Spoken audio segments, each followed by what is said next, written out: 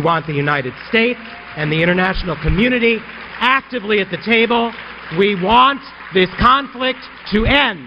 That's Jeremy Ben-Ami, Executive Director of J Street, addressing the group's first ever national conference. J Street says it's the new pro-Israel lobby in Washington.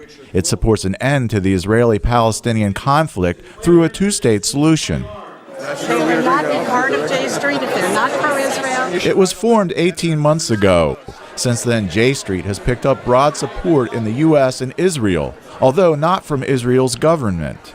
The group says its rapid ascent reflects a split in the American Jewish community, with more and more American Jews favoring a Palestinian state and an end to Jewish settlement in the occupied West Bank.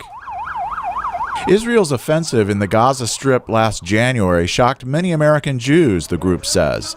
Others became disillusioned with Israeli Prime Minister Benjamin Netanyahu's perceived lack of interest in the peace process and his refusal to stop Jewish settlement. Many say they have grown tired of the unconditional support of Israel by other pro-Israel organizations. Susan Edelman is from California. Every time I attempted to raise any questions, you were either seen as an anti-Semite, anti-Israel, or a self-hating Jew. And I'm none of those things.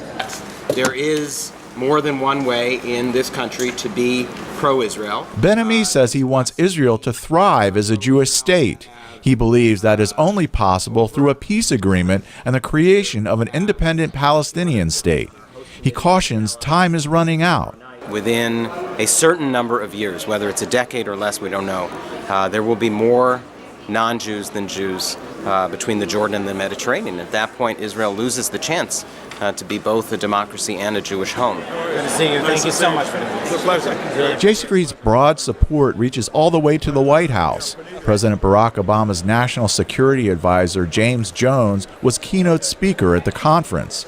He said the administration is supportive of J Street. That if there was one problem that I would recommend to the president, that if he could do anything he wanted is to solve one problem, this would be it.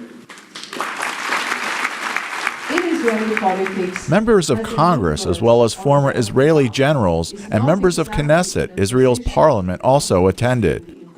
Colette Avital is a former Israeli ambassador. She says most American Jews support the peace process. Up to 79% of American Jews consistently have supported peace policies. Certainly they're supportive of the Obama initiative to push the peace process forward. J Street has its detractors. AIPAC, the American Israel Public Affairs Committee, declined our request for an interview. AIPAC has long been the pro-Israel lobby in the U.S., bolstered by support from Israel's government. AIPAC and other conservative Jewish organizations view J Street as out of step with the interests of Israel. On the last day of the conference, participants lobbied more than 100 members of Congress. They told lawmakers that the U.S. should press forward with the peace process and a two-state solution. Hi, Elliot Rothman. Thank you very much for seeing us. Elliot Paul Rothman is from Boston. He met with several representatives, including one from Pennsylvania. He recognized that he needs a lot of information to keep him up to date on what's happening in Israel.